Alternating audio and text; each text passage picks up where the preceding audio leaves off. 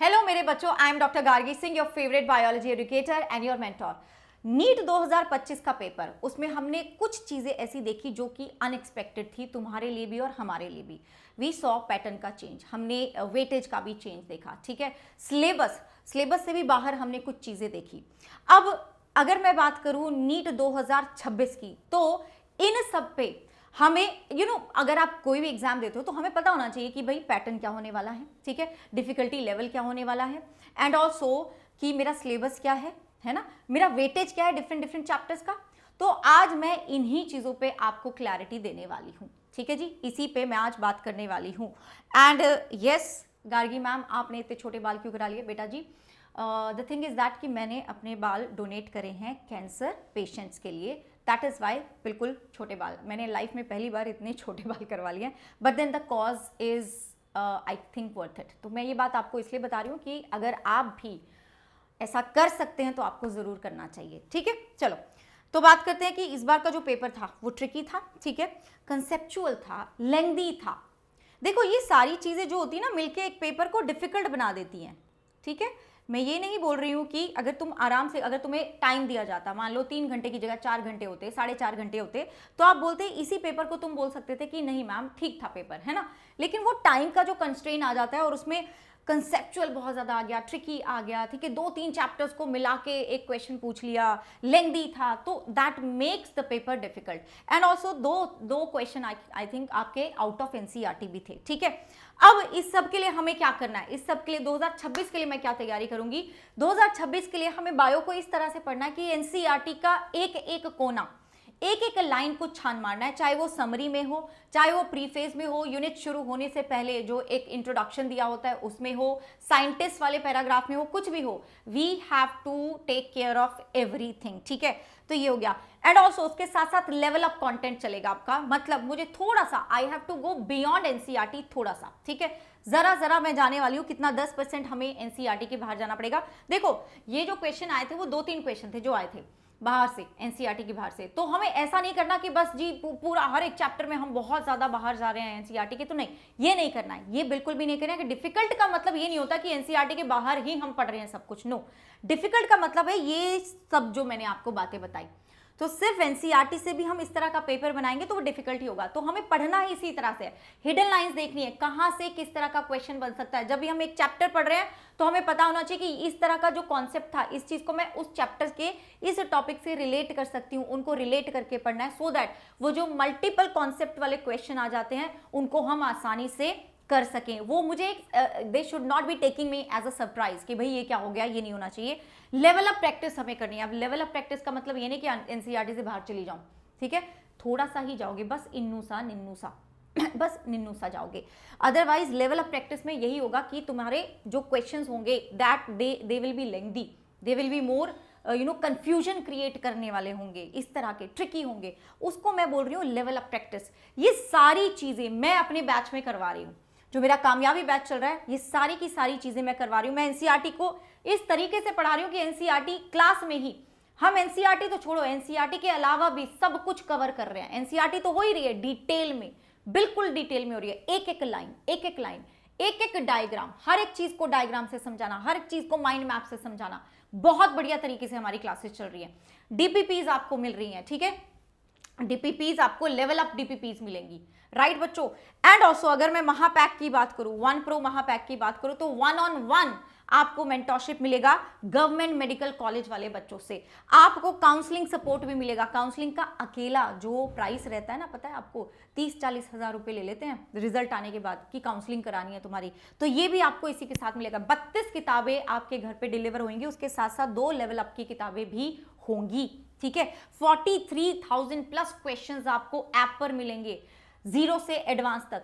तो ये इतना सब कुछ हो रहा है तुम्हारे उस बैच में। 1 प्रो अगर तुम लेते हो, 1 प्रो महापैक अगर तुम लेते हो, तो बताओ मुझे कि एंड इसके अलावा तुम और क्या चाहते हो कि तुम्हें किस तरह की और तैयारी करा दूं मैं, मुझे बताना, सजेशन देना, क्योंकि यहाँ पे वैसे तो हमने सारी चीजें इंक्लूड कर ली हैं, लेकिन तुम्हारा सजेशन भी चाहिए। अब ये जो आपका कोर्स है ना, ये 13,333 का पड़ रहा है, लेकिन ये आपको 8,333 का पड़ेगा। कैसे? इस पे तुम्हें 5,000 का रिवॉर्ड मिल जाएगा। कैसे मिलेगा बताती हूँ। देन यू हैव कामयाबी बैच। कामयाबी बैच में आपको दो बैचेस मिलेंगे, एक तो कामयाबी, तुम कामयाबी बैच ले रहे हो तो तुम्हें विक्ट्री बैच फ्री मिल रहा है, मतलब आपके पास अपने एडुकेटर्स चूज करने की फ्लेक्सिबिलिटी है, फ्रीडम है, कोई क्लैश नहीं है। इवन जब आपका टेस्ट होगा तभी भी आपको कोई क्लैश नहीं मिलेगा, and the syllabus is going to remain the same syllabus रहेगा, ठीक है। लेकिन यहाँ पे हाँ ये सब नहीं होगा कि आपके घर पे किताब नहीं आएगी, आपको 1-on-1 मेंटरशिप नहीं मिलेगी, गवर्नमेंट मेडिकल कॉलेज के जो स्टूडेंट हैं उनके साथ काउंसलिंग का सपोर्ट नहीं मिलेगा आपको। यहाँ पे आपकी लाइव क्लासेस चलेंगी, डीपीपी वगैरह आपको मिल जाएगी, ऐप पे मिलेगा सब कुछ, ठीक है, ऐप पे मिलेगा। लेवल अप वाली डीपीपी आपको मिलेगी लेकिन ऐप पे मिलेगी, ठीक है। अब आपको 3 कंडीशन फुलफिल करनी है कि आपको यहाँ पे कामयाबी बैच में 2000 रिवॉर्ड मिल जाए और 1 प्रो महापैक में 5000 रिवॉर्ड मिल जाए। एक, आपको एनरोल करना है मेरा कोड लगा के गार्गी, ठीक है, गार्गी कोड लगा के आपने एनरोल कर लिया। दूसरा, आपको 80% लाइव देखनी है, क्लासेस लाइव देखनी है, रिकॉर्डेड नहीं, लाइव। तीसरा, आपको 100% बैच टेस्ट देने हैं, बैच के सारे टेस्ट देने हैं, मतलब जब से तुम ज्वाइन करोगे ये तब से एप्लीकेबल होगा। अगर तुमने ये तीनों कंडीशन कर ली तो तुम्हारा कामयाबी बैच तुम्हें पड़ेगा 2444 का, ठीक है, एंड 1 प्रो महापैक पड़ेगा 8333 का, क्योंकि यहाँ पे 5000 तुम्हें रिवॉर्ड दिया जाएगा और यहाँ पे 2000 तुम्हें रिवॉर्ड दिया जाएगा। तो ये बहुत अच्छा मौका है बेटा जी, इसको आप इस अपॉर्चुनिटी को जाने मत दो हाथ से, ठीक है। अब मैं बात करती हूँ बायो का जो एनालिसिस हमारी टीम ने करा हुआ है। यहाँ पे देखो, एक तो ये पैटर्न में चेंज देखने को मिला कि नॉर्मली क्या होता है ना, बॉटनी का थोड़ा सा जो वेटेज है वो ज्यादा रहता है, थोड़ा सा ज्यादा रहता है, ठीक है, जोलॉजी से। That is the trend. अब यहाँ पे भी तुम बोलोगे कि मैम बॉटनी का ही तो ज्यादा था, जोलॉजी का कम था, हाँ बिल्कुल सही है, लेकिन बच्चों बॉटनी का कुछ ज्यादा ही ज्यादा हो गया और जोलॉजी का कुछ ज्यादा ही कम हो गया। ये थोड़ा सा अलग एक ट्रेंड देखने को मिला इस बार। तो एक थोड़ा सा पैटर्न यहां से भी चेंज हुआ, एक पैटर्न यहां से भी चेंज हुआ कि अगर मैं बात करती हूँ इजी की, ठीक है, तो इजी आपके 24 क्वेश्चन आए थे। अगर मैं डिफिकल्ट की बात करती हूँ, मीडियम की बात करती हूँ तो 50, डिफिकल्ट की बात करती हूँ तो 16। आइडियली इतने क्वेश्चंस आपके डिफिकल्ट नहीं होते एंड मीडियम भी इतने नहीं होते, ज्यादातर आपके क्वेश्चन इजी वाले होते हैं, देन मीडियम, देन डिफिकल्ट। तो ये वाला पैटर्न का चेंज भी हमने देखा। अब 11th का अगर मैं एनालिसिस करूं, now I am talking about weightage, ठीक है, पैटर्न की बात हमने करी, अब वेटेज की बात कर लेते हैं। वेटेज में देखें तो लिविंग वर्ल्ड, चलो ठीक है जी, इसका तो पिछले 3 साल से कोई क्वेश्चन नहीं आ रहा था, इस बार भी नहीं आया, कोई बात नहीं। बायोलॉजिकल क्लासिफिकेशन में से एक क्वेश्चन आया विच इज अ थोड़ी सी अलग चीज थी, क्योंकि यहां से 2 से 3 क्वेश्चन आ जाते हैं। प्लांट किंगडम ने बहुत बड़ा मेजर झटका दिया, ठीक है, एंड ऑल्सो यहां से ट्रिकी क्वेश्चन भी आए थे, ठीक है। यहां से 2 मैं बोलूंगी कि डिफिकल्ट क्वेश्चन पूछ लिए थे इन्होंने, 2 क्वेश्चन डिफिकल्ट यहीं से आए थे, एक मीडियम था और 2 मैं बोलूंगी कि इजी साइड में थे। तो ये एक शॉकिंग चीज थी।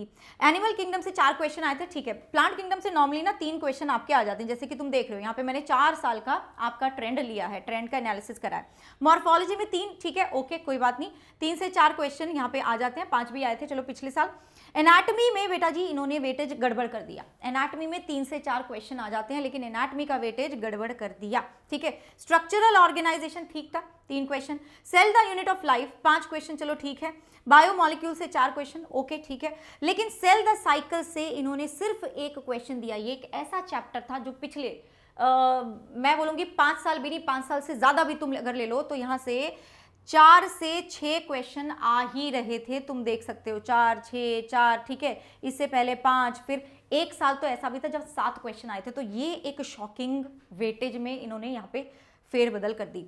फोटोसिंथेसिस इन प्लांट में 2 क्वेश्चन आए, रेस्पिरेशन में 1 क्वेश्चन आया, ये दोनों ही कम क्वेश्चन दिए। तो इस बार ना इन्होंने क्या करा, फिजियोलॉजी, चाहे प्लांट फिजियोलॉजी हो चाहे ह्यूमन फिजियोलॉजी हो, दोनों में ही क्वेश्चन का नंबर कम कर दिया। अदरवाइज प्लांट फिजियोलॉजी से तुम्हारे 8 क्वेश्चन तो आ ही जाते हैं, ठीक है, 8 से 10 क्वेश्चन आ जाते हैं। तो यहाँ पे देखो 5 क्वेश्चन दिए, ठीक है, टोटल मिला के। और यहाँ देखो this is your human physiology, breathing and exchange of gases से कोई क्वेश्चन ही नहीं है, ठीक है। लोकोमोशन एंड मूवमेंट से कोई क्वेश्चन नहीं, न्यूरल कंट्रोल एंड कोऑर्डिनेशन से कोई क्वेश्चन नहीं। टोटल मिला के देखो कितने 6 क्वेश्चन आए हैं तुम्हारे ह्यूमन फिजियोलॉजी से, जबकि प्लांट फिजियोलॉजी, ह्यूमन फिजियोलॉजी तो 11th का मेजर चंक बनाते हैं। तो ये इस बार का थोड़ा थोड़ा हमें बता रहे हैं कि भाई, अब मैं बताऊंगी, पहले 12th का भी देख लेते हैं, वेटेज के बारे में डिस्कस करूंगी। Sexual reproduction in flowering plant 5 question आए। ये मेरे लिए कोई ऐसे बहुत शॉकिंग नहीं था, क्योंकि इस चैप्टर से पहले भी थोड़े ज्यादा क्वेश्चन आए हुए हैं। ह्यूमन रिप्रोडक्शन भी चलो ठीक है, कोई बात नहीं। रिप्रोडक्टिव हेल्थ से 1 क्वेश्चन दे दिया, यहां से 3 क्वेश्चन आ ही जाते थे, ठीक है, 2 से 3 क्वेश्चन आ ही जाते थे। प्रिंसिपल्स ऑफ वेरिएशन से 3 question, molecular basis of inheritance से 7 क्वेश्चन, तो ये तो ठीक थे। इसके थोड़े से कम हो गए क्वेश्चन। इवोल्यूशन से 1 क्वेश्चन आया। इवोल्यूशन का ट्रेंड थोड़ा ऐसे ही चल रहा है, ऑन ऑफ चल रहा है। 2022 में भी देखें तो 1 क्वेश्चन आया था, 23 में 2 आए थे, 24 में 4 आए, इधर फिर से 1 आ गया, तो इसका थोड़ा ऐसे ही चल रहा है।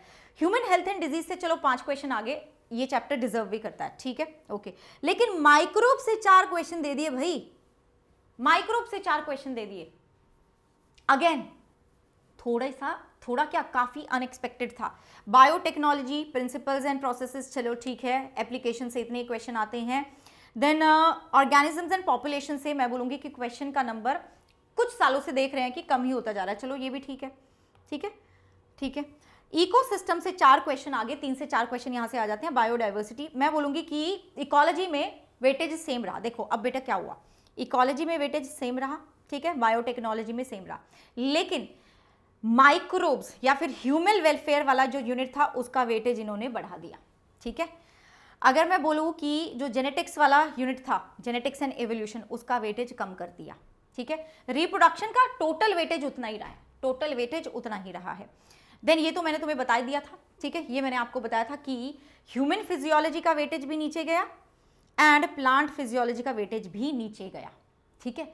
अब देखो, अब तुम्हें कुछ चैप्टर्स तो ऐसे थे जिन्होंने अपना वेटेज मेंटेन करा, जो हम बोलते ना कि ये ट्रेंड है, पिछले 5 साल का ये ट्रेंड है, तो अभी भी यही हो रहा है, वही था। लेकिन कुछ चैप्टर ऐसे थे जिनका मतलब 3-4 चैप्टर ऐसे जिनसे कोई क्वेश्चन ही नहीं आया।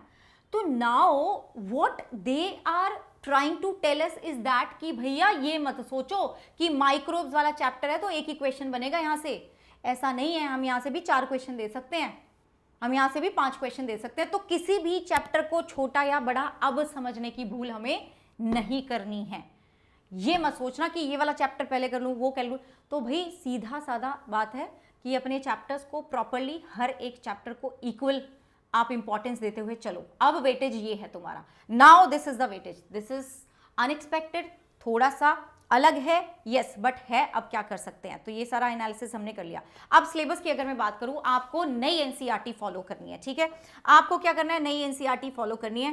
एंड इफ यू वांट कि मैम हमें नई एनसीईआरटी नहीं मिल रही और हमें दे दीजिएगा, तो ये मेरा टेलीग्राम है t.me/Dr. Gargi Singh, ठीक है। दिस इज माई टेलीग्राम, इस टेलीग्राम को ज्वाइन कर लो। इसका लिंक भी मैं पिन करवा दूंगी कमेंट्स में, ठीक है। इस टेलीग्राम को आपको ज्वाइन कर लेना है। नई एनसीईआरटी लेनी है आपको, ठीक है। अब नई एनसीईआरटी में से कुछ टॉपिक ऐसे हैं जो सिलेबस में दिए हुए हैं, जो पुरानी एनसीईआरटी में है, ठीक है। आपको उसकी चिंता करने की जरूरत नहीं है, वो भी मैं आपको प्रोवाइड कर दूंगी। लिविंग वर्ल्ड की अगर हम बात करें तो उसमें व्हाट इज लिविंग आपको करना है, नई में नहीं है। मॉर्फोलॉजी की अगर हम बात करें तो modification of root, stem and leaf आपको करना है, नई में नहीं दिया गया है। स्ट्रक्चरल ऑर्गेनाइजेशन की बात करें तो एनिमल टिश्यू आपको करना है, कॉकरोच आपको करना है, नई में नहीं दिया गया है। एनाटॉमी की बात करें तो प्लांट टिश्यू, ठीक है, मेरिस्टेमेटिक या फिर परमानेंट, वो सब आपको करना है। ऑर्गेनिजम्स एंड पॉपुलेशन की बात करें तो अडेप्टेशन, मतलब ऑर्गेनिजम्स एंड पॉपुलेशन, पूरा का पूरा चैप्टर आपको पुरानी एनसीईआरटी वाला ही करना है। ये जिस भी तरह से जैसा भी है ना, मुझे बता देना कि मैम हमारे पास ये नई एनसीईआरटी नहीं है या पुरानी नहीं है, मुझे बता देना, मैं वो प्रोवाइड कर दूंगी। Then life cycles, plant kingdom के केस में लाइफ साइकिल्स आपको करने हैं, इस बार भी उसके ऊपर क्वेश्चन आया था। अच्छा, एक और चीज, बायोटेक्नोलॉजी एप्लीकेशन का, अब ये वाला जो पोर्शन है ना, plant tissue culture, micro propagation, somatic hybridisation and then meristematic culture, ये सब आपको मिलेगा स्ट्रैटेजीज वाले चैप्टर में, जो कि अब पार्ट बन चुका है बायोटेक्नोलॉजी एप्लीकेशन का। तो ये तो ऑलरेडी नई किताब में दिया हुआ है, ठीक है, ये ऑलरेडी नई बुक में दिया हुआ है, तो ये आप कर लोगे। अब कुछ ऐसे टॉपिक्स जो एनसीईआरटी में नहीं दिए, ना नई ना पुरानी, लेकिन तुम्हारे सिलेबस में है, क्या, डेंगू करना है, चिकनगुनिया करना है, ठीक है, प्लांट फैमिलीज, मैलवेसी, क्रूसीफेली, लेग्यूमिनोसी, कॉम्पोजिटी, ग्रामिनी, ये भी आपको करनी है। मतलब थोड़ा थोड़ा सा रिवाइज कर लेना। इसी चैनल पे मैंने ये सारी की सारी फैमिलीज भी करवाई हुई हैं। रेड डेटा बुक, ठीक है, ये भी मैंने करवाया हुआ है इस चैनल पे। जूलॉजिकल टाइम स्केल, ठीक है, ये भी मैं आपको करवा दूंगी, ये भी मैं आपको करवा दूंगी। तो मोटा मोटा ये है आपका पूरा सिलेबस मैंने बता दिया, वेटेज मैंने बता दिया, पैटर्न भी बेटा जी मैंने बता दिया, और किस तरह से अब तुम्हें तैयारी करनी है ये भी मैंने बता दिया। कुछ और भी आपको डाउट हो तो मुझे बता देना, कमेंट्स में लिख देना, and I would be very happy to help you, ठीक है बच्चों। टेक केयर एंड देखो बैच में जल्दी से आ जाओ। बात ये है कि आपका ना टाइम निकला जा रहा है, एक एक दिन में ना एक एक टॉपिक, एक एक पेज कवर होता जा रहा है, फिजिक्स, केमिस्ट्री, बायोलॉजी का। ये टाइम वापस नहीं आएगा एंड फिर बाद में ना बैकलॉग हो जाएगा। I don't want that. अगर 2026 की तैयारी करनी ही है तो टाइम से शुरू करो, ठीक है बच्चों। तो 2 बजे मेरी क्लास होती है, मिलते हैं बायो की क्लास में। Bye bye, take care.